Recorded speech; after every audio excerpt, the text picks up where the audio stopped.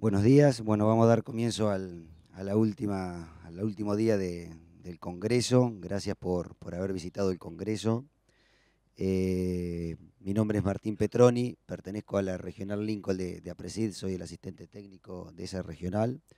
Con nosotros va a disertar Dersen Gasseu, es ingeniero agrónomo, tiene una maestría en agronomía y plagas, se graduó de esa maestría en la Universidad Federal de Río Grande do Sul. Esa maestría está dedicada a plagas de suelo y desarrolló un control biológico en los Estados Unidos. Fue investigador de Brava, que Brava es como si fuese el INTA para nosotros. Actualmente, desde sus inicios, fue socio de APRESID y también forma parte de la regional que tiene APRESID en el sur de Brasil, que es Aplandisul, ¿sí? Aprendiendo en planteos de directas, una cosa así, ¿no es cierto? ¿Sí? Bueno, Dersen, muchísimas gracias. Y la disertación de Dersen va a ser de 15 a 20 minutos y después va a haber un panel de unos 15 a 20 minutos de preguntas. Por favor, silencien sus celulares o apáguenlo para no tener interferencias. Gracias.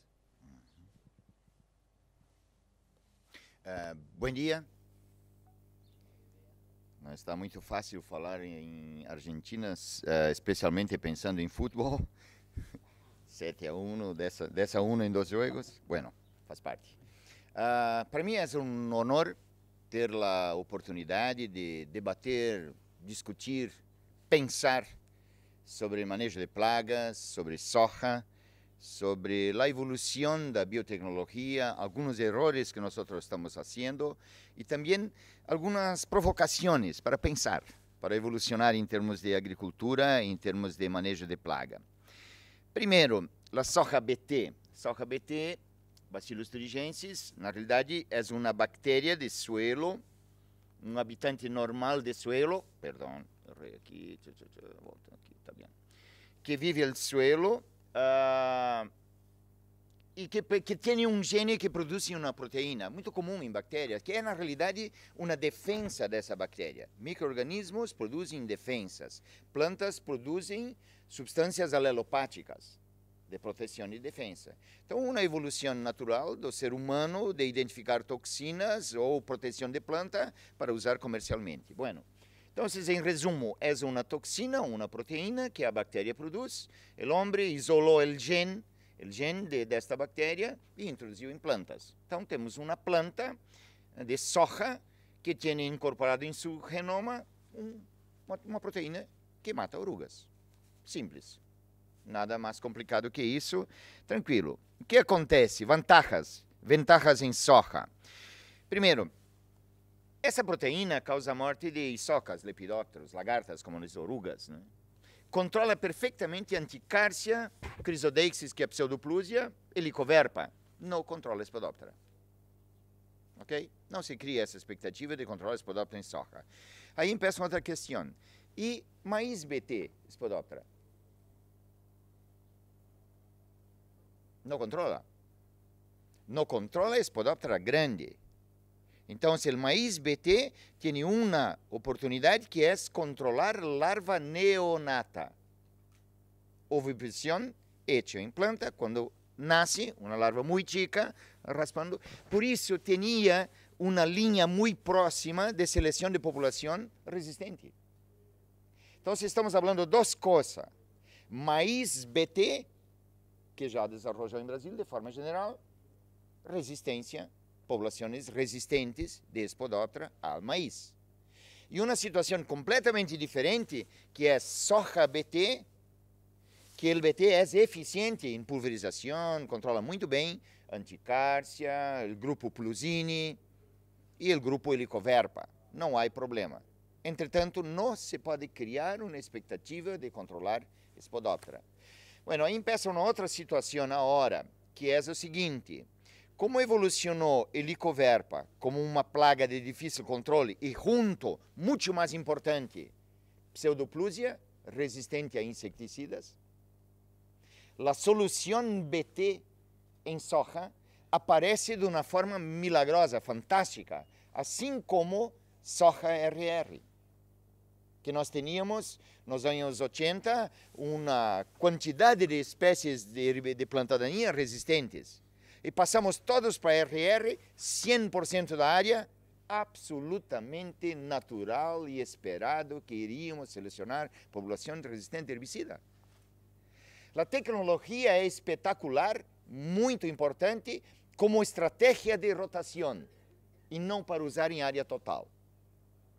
O processo de usar em área total é um processo rápido de seleção para 5 anos, 6 anos, não mais que isso. Então, eu acho que esta é nossa responsabilidade do ponto de vista... Isso aqui não está funcionando. Está bem? Nossa responsabilidade ética de manejo, de trabalho, de como manejar a plaga. Então, vocês controlam perfeitamente essas aqui. E eu diria, hoje, volve a se usar aplicações aéreas de BT, de Bacillus thuringiensis. Toxina de Bacillus thuringiensis, não é a bactéria. Toxina produzida pela bactéria sob condição de estresse, diferentes toxinas. Está bem?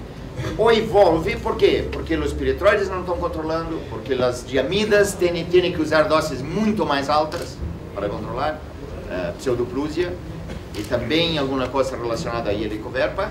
Então, o Bacillus thuringiensis, a toxina pulverizada, fumegada a parte aérea, funciona muito bem. Está funcionando? Alô? Sim? Está bem, agora sim.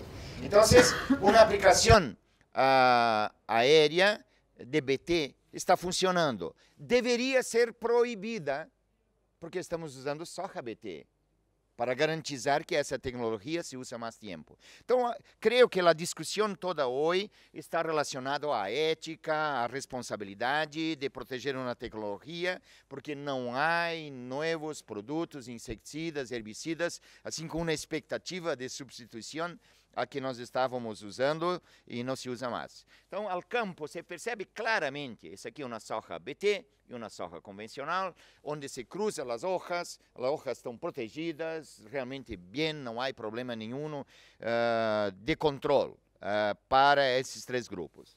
Uma coisa que é importante, a evolução e a adoção, aqui nós estamos falando em soja RR. A evolução, nós chegamos em Brasil 80%, praticamente natural ao processo de seleção de malezas. Depois nós temos aqui algodão, temos aqui maíz de inverno e maíz de verano. Maíz de verano em Brasil passou a ser o maíz mais importante hoje em termos de produção. Nós não cultivávamos tanto maíz de verano. E o maíz de verano foi estabelecido em Brasil com base em genética de soja argentina. Impressionante. Reduziu o ciclo, indeterminada, cosechamos um mês antes, e aí há tempo para sembrar maíz, e o maíz de segunda passou a ser a principal produção de maíz em Brasil, que surpreendeu os norte-americanos do ponto de vista de expectativa de produção. Bueno, um cultivo de segundo é uma coisa de segunda, não de primeira, né? Então, realmente evolucionou desta forma. Então, com isto, evolucionou também o uso de maíz BT, porque em verano de segunda tinha mais problema de Spodoptera em Brasil. Então, se generalizou o uso e hoje temos problema de eficácia nessa tecnologia. Uma coisa que é interessante também para pensar como estratégia, como evolução, como responsabilidade. Os agroquímicos de 2005 para cá praticamente não aumentaram, algo em torno de 10% em maíz. O preço de semilha aqui começou BT. Então, se salimos de R$250 para 550. Hablamos de $100 para $200. Essa evolução em termos de custo de semilha para o agricultor. Então, é natural. Isso é interessante, como a assistência técnica é remunerada por margem em produto, é natural que toda a evolução de agronomia tendia para vender mais BT. Claro que o resultado de controle de maíz era de Spodoptera era uma situação, além da proteção, também a produção de maíz BT teria uma diferença e por isso se adotou de forma generalizada. Tá bem? Então vamos ver aqui, custo semilha maíz soja. Então se evolucionou em torno disso, 250 para 550. E a soja, qual é a evolução? Para nós, a produção do custo por hectare de semilha era em torno de R$80 por hectare. Mais ou menos isso que nós pagava. Nosso cálculo para soja é 40 kg por hectare, 250.000 semilhas por hectare, 25 semilhas por metro quadrado. Esse é mais ou menos o cálculo de referência, ok? Hoje, o custo BT está em 250, quizás 300.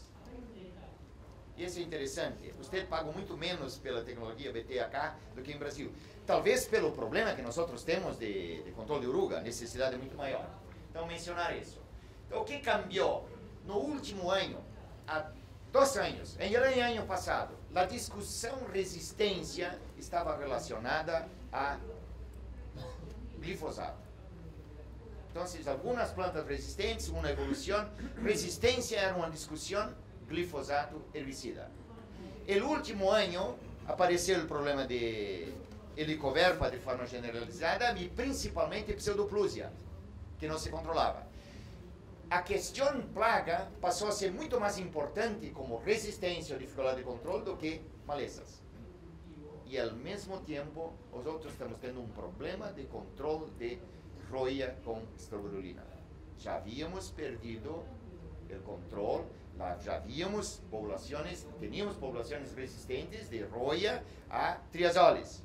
E agora, com 4 ou 5 aplicações de triazol mais estrobilurina, chega o fim de soja, 100% tomada de roia. Então está numa situação assim, não se pode afirmar tecnicamente, mas a informação toda diz que nós temos um problema de dificuldade de controle e estamos voltando a usar mancozeb. Então agora, como está a preocupação em Brasil em relação à resistência? Na minha opinião, a mais preocupante é roia. Para o agricultor, de forma geral, é pseudoplusia e helicoverpa. Depois, roia e, em terceiro, malezas. E há 1 ano atrás, não existia a preocupação com maleza e roia. Então, cambiou muito rápido isso. E isso exige, efetivamente, um cambio da forma de pensar, de manejar, de usar tecnologia. Então, aumentou mais 3 vezes fungicida. Nós usamos 1 a 2 vezes no Rio Grande do Sul. Hoje estamos usando 4, 5. Cerrado usa 4, 5 aplicações. Aliás, esta é a diferença que nós temos de retenções, 35% acá. Nós pagamos em controle de roia, em controle de praga, em transporte e em fertilizante, que Cerrado se usa 400, 500 kg de fertilizante por hectare. Então, essa diferença de custo. Provavelmente o governo acá mediu isso, o preço internacional, não, vou sacar essa plata. Penso assim, não sei. Não era bem assim? Está bem. Bom, entrou isso, a questão de herbicida aumentou, volveram, como você tem muito mais discussão sobre a questão de herbicida, entrando herbicidas residuais, né? E agora a questão RR2 mais BT, que entra com um valor que suma na questão de proteção, aproximadamente isso. Custos, controle helicoverpa.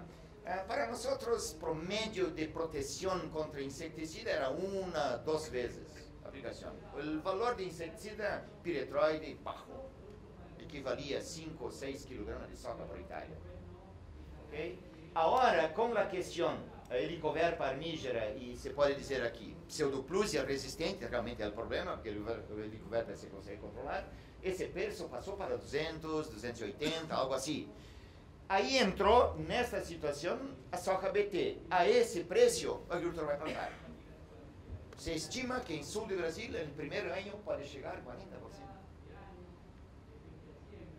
Se em 2, 3 anos, se houver uma resposta de proteção bem da plaga e ao mesmo tempo uma boa produção, a tendência é crescer.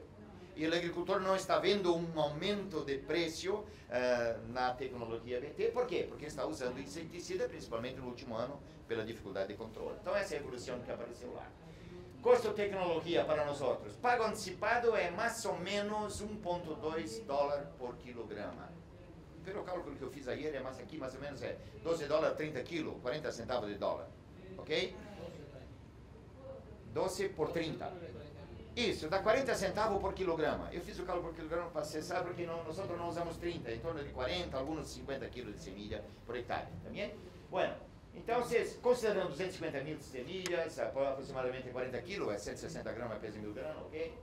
E uma expectativa de 3 toneladas promédio de produção. Se o agricultor não paga royalty antecipado, ele tem uma indenização.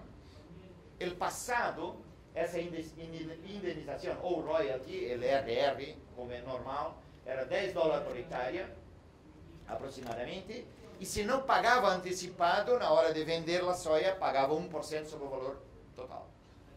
Então, isso custava 1% sobre o valor total, isso passaria aí a $25, $20 por aí, mais ou menos. Ok? Dobrava o preço. Agora, a indenização é 7,5%, não mais 1%. Então, se induz o agricultor a pagar antes, porque paga menos. Mas, de qualquer forma, é um valor elevado, então bastante diferente e vamos dizer assim, evolucionou no último ano para uma necessidade de ter essa alternativa. Uma coisa que é importante, nós podemos dizer que vivimos no último ano uma paranoia. Primeiro, o desconhecido de Licoverpa, o medo de dano, a dúvida, medo, uma angústia e, consequência, uma paranoia. Aí se vê de todo, agricultor comprando caminhões de açúcar para mesclar, porque o açúcar ajuda a controlar a mariposa. É uma coisa assim impressionante. Então, falta hoje em Brasil muito, é pesquisa básica. Não temos para onde mandar mariposas ou orugas para saber qual espécie, com certeza. Segundo, não temos um serviço para mandar populações para saber taxa de resistência. É resistente, não é resistente? Se supõe que é. E aí se empieza a usar a dose máxima porque não se sabe. E aí tem toda uma consequência de ressurgência de praga e tudo. Então eu diria que a questão hoje de resistência, a questão de identificação, a questão de manejo, vem para uma questão básica. Universidade e estrutura pública de investigação. Temos que ter centros sul-americanos, subtropicais ou subtropicais de identificação. É um serviço de monitoreio de saber como está a população de maleza, de patógeno e de pragas do ponto de vista de probabilidade de seleção de população resistente. Essa é uma necessidade que nós temos. Então, uma aplicação no passado, isso aqui era bem característico, você também tinha oruga, aparecia a doença branca no Múria e se controlava. Quando começava no Múria, esse ano não se controla mais. Parava todo. Aí começamos a usar 1, 2, 3, 4 vezes fungicida. O que aconteceu? Não se consegue mais oruga morta com hongo branco para sacar foto. Como consequência, vem todo um aparecimento de populações de Spodoptera, que é nativo da América do Sul, alguma coisa da América Central, não há em Europa, Ásia, ou África, ou América do Norte, está aqui em equilíbrio. Sempre se encontra, determinados anos aparece mais ou menos. Ora, dependendo do que nós vamos usar aqui com maior ou menor intensidade, podemos estar atingindo o fator de supressão biológica natural. E aí a população aparecer. Isso pode estar ocorrendo também com a Helicoverpa, porque tinha gelotopoião acá. Brasil, de forma geral, o investigador desconsidera gelotopoião. Existia desde 52, 72 citações, raramente se encontrava, mas havia presente lá. Agora apareceu armígera e se esqueceu a outra. Então, está presente, existia, falta investigação básica. Bueno, cambiou também a recomendação, aqui são os dados aí de Embrapa. Eu gostaria de dizer o seguinte: no passado, nós recomendava 40 orugas com mais de 2 centímetros, com 30% de desfolhamento antes da floração, 15% depois. Bueno, cambiaram várias coisas: a evolução de produção de soja, o tamanho de soja, a eficiência de produção, compreender índice de área foliar, essa é a base. Então, cambiou isso. E cambiou também, naturalmente, os níveis de dano. Mas passamos para um outro extremo e, ao meu ver, aí está o problema. Se recomenda hoje 4 orugas pequenas, não mais grandes. Ela não começou a causar dano. Ou 2 orugas pequenas depois de entrar na fase reprodutiva. 2 orugas pequenas se aplica toda semana. Não é mesmo? Então, cambiamos de um extremo para outro, como recomendação. Isso tem que arreglar, ajustar, nós temos que discutir isso melhor do ponto de vista. E assim, neste contexto, entra soja BT. Esse é um consenso científico, esse é um conhecimento de forma generalizada, que se diz o seguinte: qualquer prática de uso intensivo e frequente o processo de seleção é inevitável, é natural, é uma questão de tempo. Mientras isso necessita e pode ser manejado. Então depende de nós, conhecimento manejar. Só para lembrar, um estudo feito em Austrália com uma projeção e uma simulação de processo de resistência. Se usávamos glifosato todo el año, depois de 10, 12, 13 anos, a evolução seria assim em termos de população resistente. Se entrássemos com uma mescla glifosato para quate, rotação, não é uma questão que não se selecionaria, mas retardaria a seleção. Então, aí começamos a questão, opinião personal. Soja BT, maíz BT é extraordinário para um processo de rotação e não para uso generalizado. E se acelera muito rapidamente o processo de seleção. Teria que pensar desta forma. Evolução de herbicida, anos 70, trifluoralina, depois entraram a seleção de bidenspirosa, aí entraram as mesclas de inseticida, mais tarde entrou eufórbia, aí mesclas aqui com fitotoxicidade e todo, e por aqui começou para nós a entrada de soja RR. Eliminou todo. Não se estudava mais herbicida, não havia necessidade. E 100% da área, repetida todos os anos. E aí ainda entra maíz RR, acelera mais o processo. Então, o que aconteceu? Hoje estamos envolvendo com raiz, estamos envolvendo com rama negra, com uma população fantástica aí de plantaninha. Vamos volver a mesclar. Então, a história se repete. É mais ou menos lógico. E é o que estamos começando agora com soja BT, então, usar essa tecnologia. Uma questão também para raciocínio, esses são os geneticistas, eles sugerem a possibilidade de um indivíduo resistente de oruga, lepidóptero, um ppm, parte por milhão. Vamos considerar maíz como planta e como cultivo, tendo 60 mil plantas por hectare, nós teríamos 1 milhão de plantas em 17 hectares. Então, cada 17 hectares, eu poderia ter, como cálculo teórico, uma planta com uma oruga resistente. Okay? Se pensar em soja, 250 mil plantas, 4 hectares, 1 milhão de plantas. Teoricamente, cada 4 hectares eu poderia ter um indivíduo resistente. Então é natural a necessidade de se manter um refúgio para cruzar. Aí é muito importante. Refúgio é para criança de lagartas, não é para controlar. O objetivo do refúgio é não controlar a praga.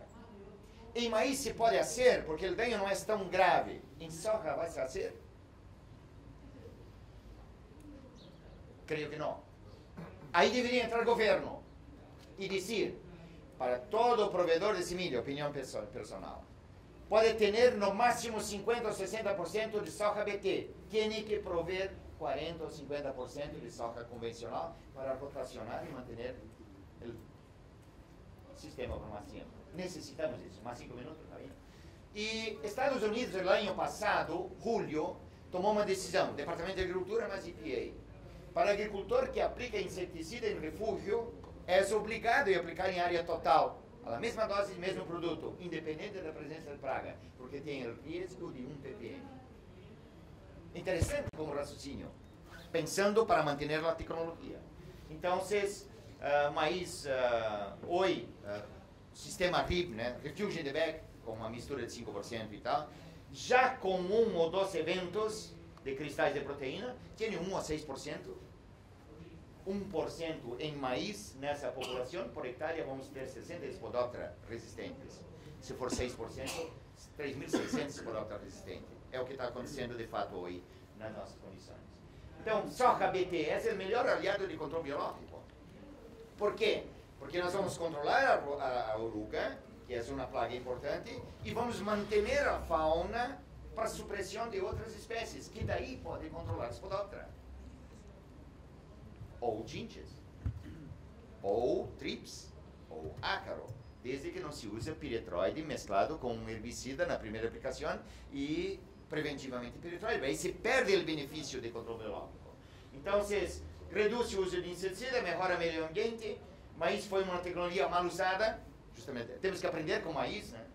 Então, aproveitar isso, né? Cara, é a tecnologia que não funciona. Pagar 200 ou 100 dólares, se funciona, tá bem. Mas se pagar 10 dólares e não funciona, é caro. Então, é o que está acontecendo. Então, se soja deveria ter teores maiores do que a variação de tolerância. Essa é uma teoria norte-americana, que nós não temos em Brasil. Não está escrito, a soja tem tantos ppm de toxina, ou qual é o teor de toxina, ou maíz. Estados Unidos exige um teor, tem que ter um teor mínimo, senão não pode registrar.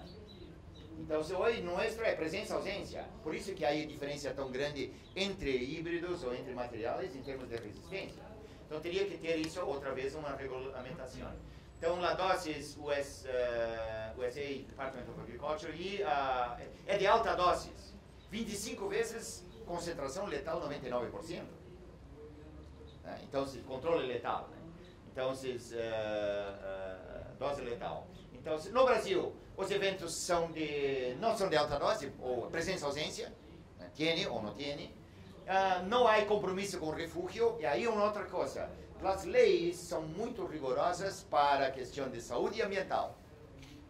Fortes. E para a questão de agricultura, elas são sugerências. Quando a questão, por exemplo, conservação de suelo, boas práticas agrícolas e tal, deveria também ser pago. Ou ter uma forma de remunerar quem hace. E ter um poder de induzir a ser. Nós não estamos fazendo isso. Então, e outra coisa é alta adopção. É demais, se usa demais em termos de área. A questão do refúgio, o refúgio já está discutida, já está analisada. Essa questão aqui, se é um professor da Universidade Federal do Rio Grande do Sul, conheço muito bem essa questão de biotecnologia, todo, e ele estava mencionando que a discussão nos Estados Unidos, se tem, por exemplo, em maíz, uma proteína, deveria ter no mínimo 50% da área, ou no máximo 50% da área, para garantizar essa proteína. Se tem 2 proteínas, poderia baixar para 20% maíz convencional. Ok? Na Austrália se habla para 2 proteínas 50%, em Brasil hoje soja se fala em 20%, em maíz 10% e em algodão 5%, algo assim, mais para orientação. Então, pensando como estratégia. Controle natural. Há inúmeros inimigos naturais. Temos aqui, então, a lagarta soja, anticárcia, e temos aí predadores, temos parásitos, temos patógenos. Eles estão presentes. A tecnologia BT é perfeita para isso, porque vai matar só quem come hoja e oruga. Então, vocês mantêm os inimigos naturais. Aí nós temos a situação de praga presente entrando em campo e nós temos uma diversidade. Aí começa a questão de rotação de cultivo, associado com refúgio e associado com uma estratégia de aplicação de inseticida ou herbicida ou fungicida também, quando efetivamente necessário. Pensar isso. Tecnologia BT é uma estratégia importante do ponto de vista de controle biológico. Tem consequências tetrânicos, aranhuelas, trips, áfidos. Os Estados Unidos têm muito problema de áfido em soja. Nós temos áfido, mas nunca a nível de dano, que dependendo de uma eliminação de inimigos naturais, de repente pode aparecer, porque está presente, né? E também na questão trips e mosca branca, que está aí presente. Trips, áfido e aqui mosca branca, bemisia, que transmite viroses. Esse é um risco. Então tem coisas de ameaça para o futuro que necessitamos de informação e conhecimento. Tintes que são conhecidos também, não vai funcionar com BT, mas indiretamente, não usando inseticida ou manejando, ou usando quando necessário, o momento certo, que é a partir do início do genar verão. Então pensar isso. Então, inseticida em semilha passa a ser um ponto muito importante, em vez de aplicar mesclado com herbicida, mas proteger plântulas via sistêmica inseticida, usando a população exata, e seletivo se necessário. E se disponível, que não tinha seletivo para tintes, que mate só tintes e não mate inimigo natural. Essa é uma limitação que temos.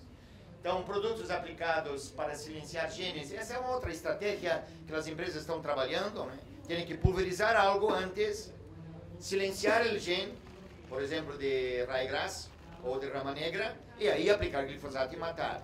A lógica poderia ser pensada para inseto, mas aí vamos pensar todo o impacto que se tem do ponto de vista genético. A evolução porque falta alternativa química, especialmente seletiva.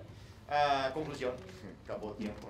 La misión es generar conocimiento. Yo acho que ese es el problema mayor que nós temos hoy. Estamos muy emocionales en la cuestión de biotecnología, de uso de biotecnología, y también muy emocionales en la cuestión de seletividad y de control. Manejar el sistema el año todo, inverno, verano, estimular supresión biológica. No temer, temos que estimular incluso para desarrollar supresión biológica natural. El principio del equilibrio está en diversidad. Gracias.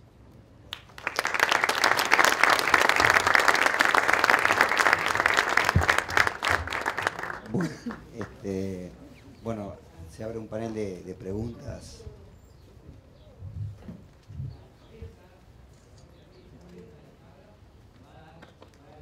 Hola, Oli. Dirceu, hay un problema grave con la resistencia que adquirió Spodoptera al gen BT en los maíces, básicamente, y se vio este año muchísimo en el noroeste, y bajando un poco para la zona del norte de Santa Fe, medio de Santa Fe. La explosión que hizo Spodoptera eliminó prácticamente todo lo que es BT y HX acá en la Argentina.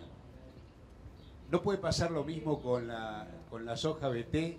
Un poco no estoy de acuerdo con vos en el tema de que ayuda al control biológico. De hecho, en el norte desapareció la tijereta, que era la que controlaba el huevo de Spodoptera, y al meterse tan drásticamente este año la Spodoptera, tijereta no había, y comió lo que sea, o sea, se comió todos los maíces. ¿No puede pasar lo mismo con las hojas BT? ¿No estamos un poco desinformados con respecto a ese ataque con el tema también de Spodoptera cosmoides?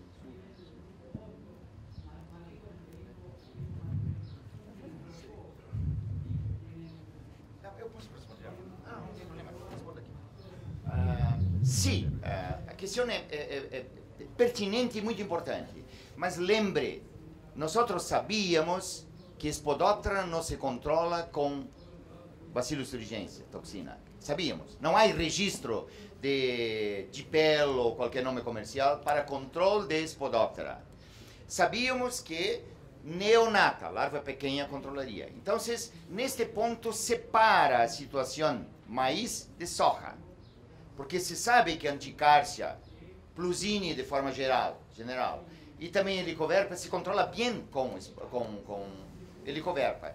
Então, o tempo de sobrevivência de soja BT será mais largo do que maíz. Agora, se nós vamos adoptar como RR, né, em 100% da área, aí naturalmente o processo de seleção vai crescer. A possibilidade de cosmioides evolucionar, sobreviver sola, sim, existe. Por outro lado, se temos uma fauna de controle biológico, não temos anticárcia, não temos pseudoplúsia, poderíamos de repente ter esta fauna concentrada sobre cosmioides. Essa é uma hipótese, uma teoria que tem sentido. Entretanto, nós, esse ímpeto de proteção, a tendência é aplicar inseticida, aí perdemos esse benefício. Por isso que é necessário desenvolver essa lógica de uma estratégia de biotecnologia BT, é excelente para ajudar o controle biológico a estabelecer. Né? Então, eu diria, não, a soja não vai ter essa velocidade em relação às três principais, Plusini, anticárcia e helicoverpa. Vai controlar bem.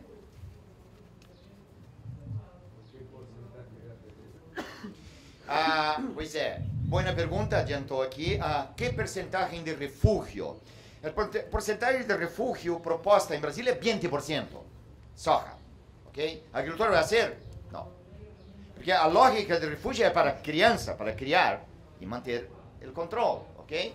Bueno, aí deveríamos entrar eticamente com empresas, consultoria, agricultores, pensando, eu vou plantar 50% de soja BT e vou plantar 50% de soja não BT e controlar praga eventualmente numa região para evitar o processo de seleção.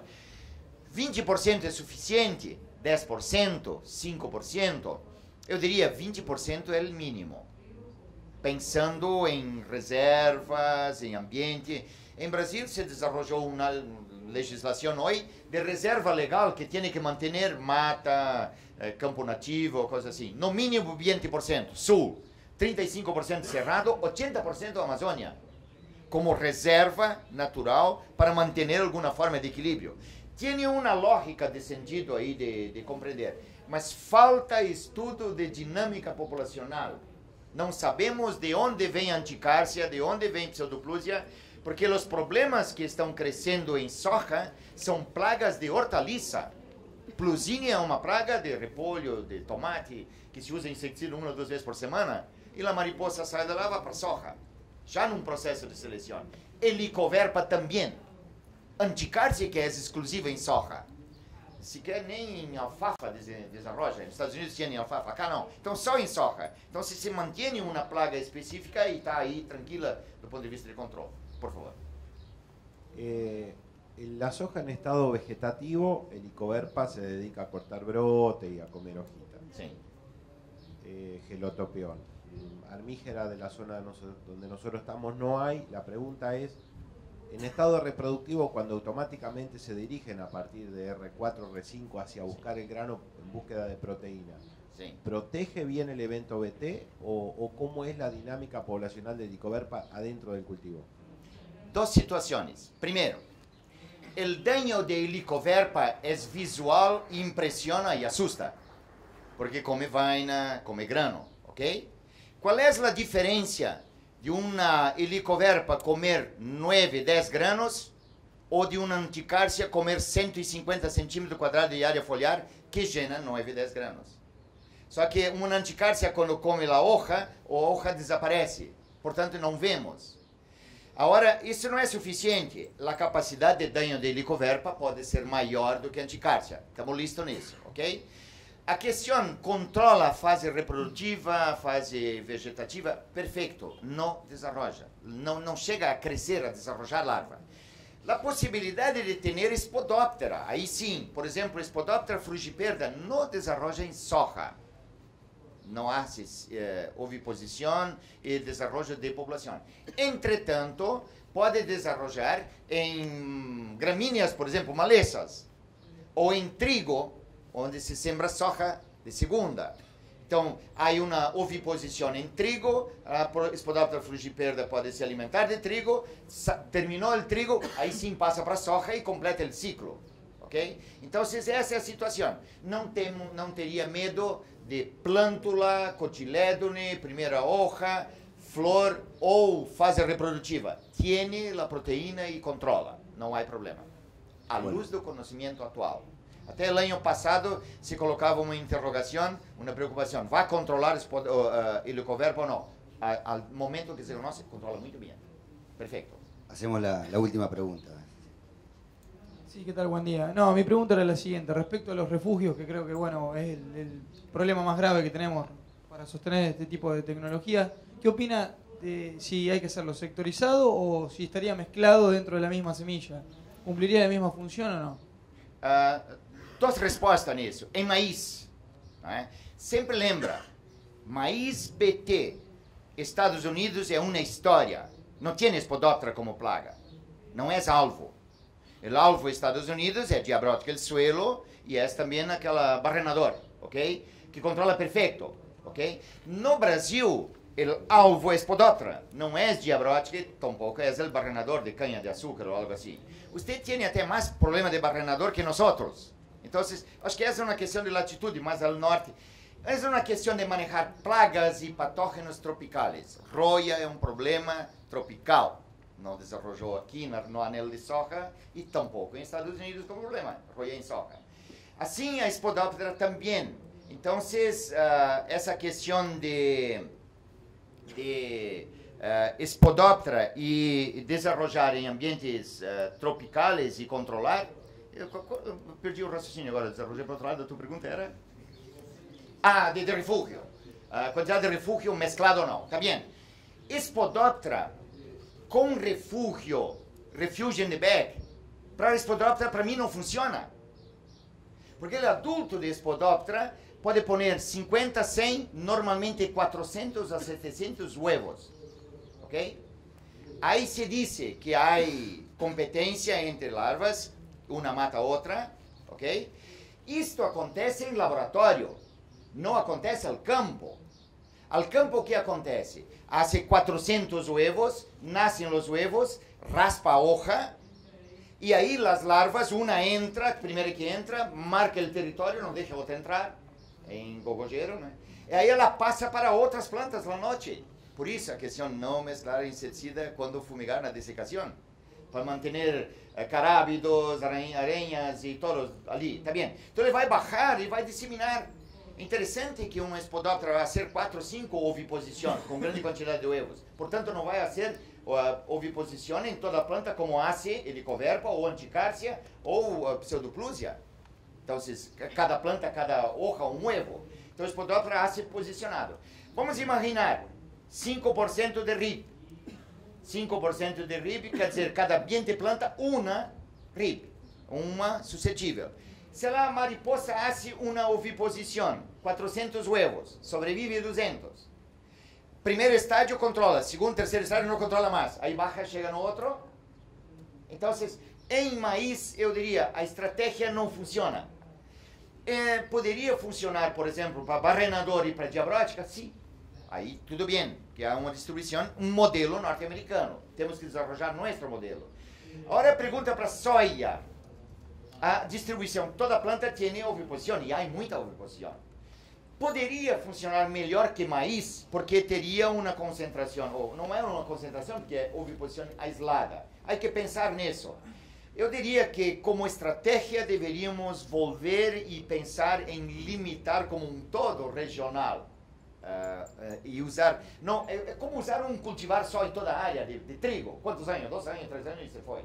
Então, pensar numa estratégia mais global. Aí é uma questão de ética, corresponsabilidade, convenção de grupo, né, de arreglar isso. Em soja, talvez seria uma possibilidade melhor do que em maíz. Bueno, Dersen, muchísimas gracias. Vamos a aplaudir, la verdad, muchísimas gracias, muy interesante.